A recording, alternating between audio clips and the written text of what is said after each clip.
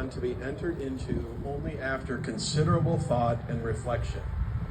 As with anything in life, marriage has its cycles, its ups and its downs, its trials and its triumphs. With full understanding of this, Rebecca and Brandon have come here today to be joined as one in marriage. Who supports Rebecca as she and Brandon take this exciting step together?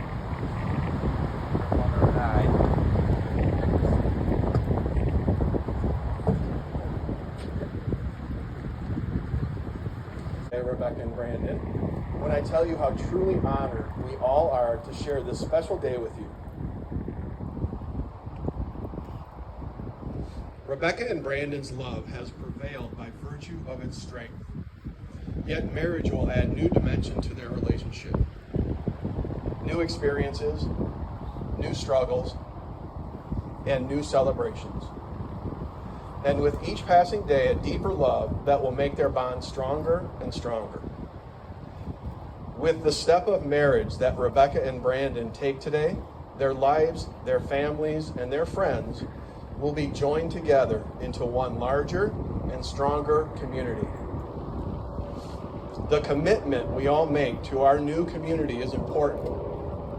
And it starts today as our hearts fill with love, with support, and with pride as we gather together to take part in the celebration of Rebecca and Brandon's love for each other and their step into marriage.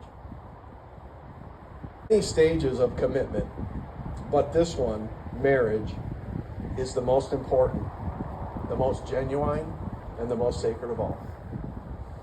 Rebecca and Brandon, this is the day when you publicly declare your love for and a commitment to each other. This is the day when the bond between you will be sealed in word and in action and witnessed by those you hold most dear.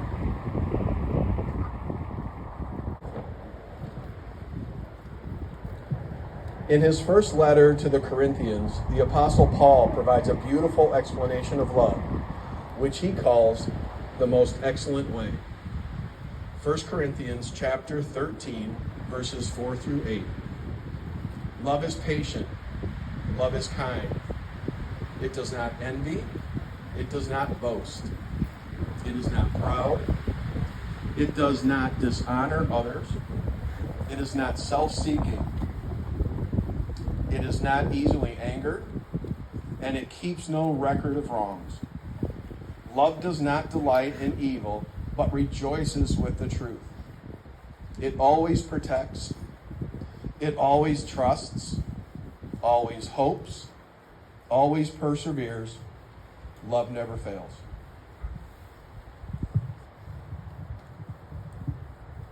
To the families of Rebecca and Brandon, although it may feel like yesterday, many years ago, 2 children were born into this world, into your communities. When you first gazed at them, you probably marveled at their perfection and felt truly blessed. In your children, you saw infinite potential, and in them, you placed great hope. When they uttered their first words or took their first steps, you rejoiced in their victories, and you cried with them in times of grief. You guided them, nurtured them, you educated them, and you loved them. You gave them all you had to give so they could grow up strong and independent, capable of great love, which they share here today. Without you, Charlene and Rob, Pam and Mark, this marriage would not be possible. Today, all the love and caring you gave to Rebecca and Brandon, they will give to each other. And it doesn't end here, for they will pass it along to the next generation in honor of your families and your communities. And to all family members of the couple, we thank you and we honor you.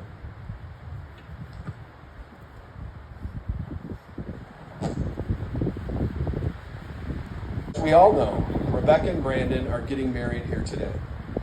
Although in some ways, marriage is just another step in their relationship, it is the most important step. they'll ever take. In getting married, they are agreeing to a bond that is not only legal, but more importantly, spiritual. It's a bond that unites their hearts and their minds into a lifelong partnership that is stronger than two individuals alone can ever be. It is a public act that we are all witness to.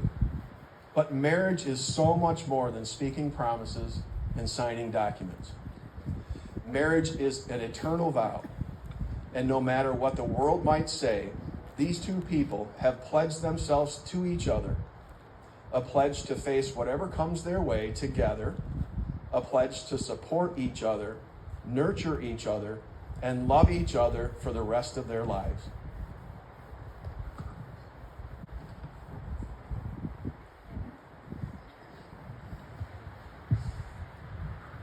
Rebecca, do you give yourself to Brandon in marriage? I do. Do you promise to encourage him, inspire him, laugh with him, and comfort him in times of sorrow and struggle? I do. Do you promise to love him in good times and in bad, when life seems easy and when life gets hard, when love is simple and when it's complicated? I do. Do you promise to cherish him, be faithful to him, and always hold him in your heart? I do. Do you promise to uphold these promises to Brandon today and for the remainder of your life together? I do. Brandon, do you give yourself to Rebecca in marriage? I do. Do you promise to encourage her, inspire her, laugh with her, and comfort her in times of sorrow and struggle? I do.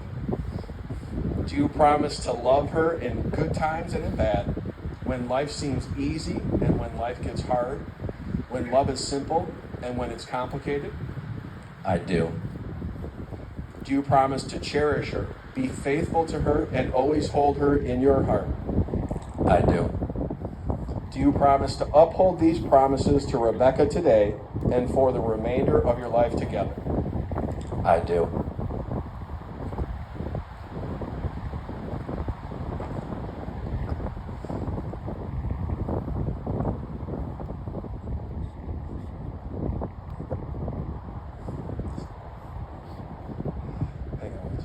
The wedding ring seals the vows of marriage and represents a promise of everlasting love. It is a physical manifestation of the promises joining this couple together today.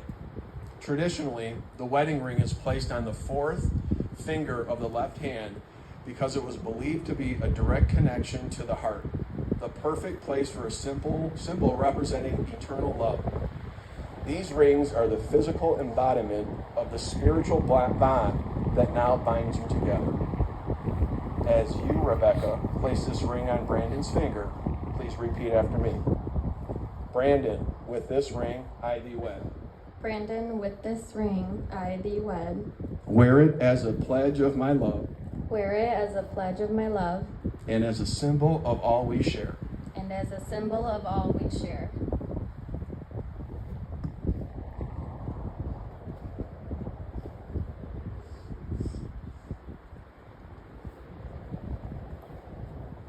As you, Brandon, place this ring on Rebecca's finger, please repeat after me. Rebecca, with this ring, I thee wed. With this ring, I thee wed. Wear it as a pledge of my love. Wear it as a pledge of my love. And as a symbol of all we share. With a symbol of all we share.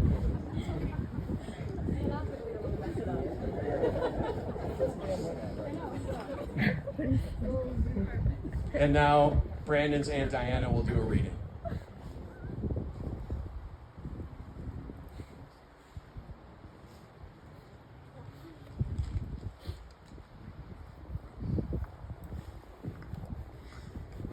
The Art of Marriage by Wilfred Arlen Peterson. A good marriage must be created. In the art of marriage, the little things are the big thing. It is never being too old to hold hands. It is remembering to say I love you at least once a day. It is never going to sleep angry. It is having a mutual sense of values and common objectives. It is forming a circle of love that gathers in the whole family. It is speaking words of appreciation and demonstrating gratitude in thoughtful ways. It is having the capacity to forgive and forget. It is giving each other an atmosphere in which each can grow. It is finding room for the things of the Spirit. It is a common search for the food and the beautiful. It is not only marrying the right partner, it is being the right partner.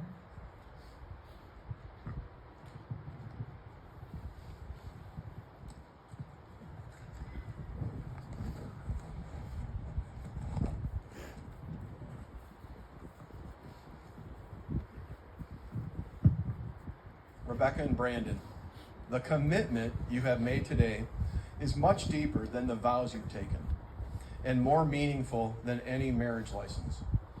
It is a personal commitment to a lifelong partnership of love, of patience, and of unwavering support. It is an agreement based on the trust that you will both be there for each other and nurture each other with the same intensity you have today for many, many years to come. The love you two have shown for each other is deeper than any of the readings or other words shared here today. It is a love that will allow your relationship to thrive through good times and through bad. It is a love that will be part of everything you do as individuals and as the wonderful married couple we see before us today.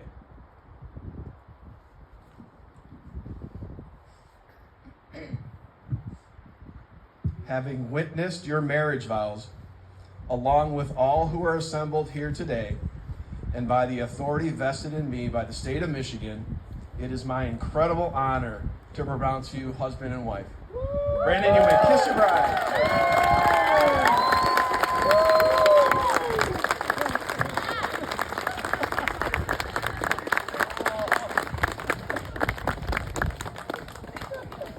Ladies and gentlemen, I am thrilled to present for the first time Mr. and Mrs. Brandon Shelton.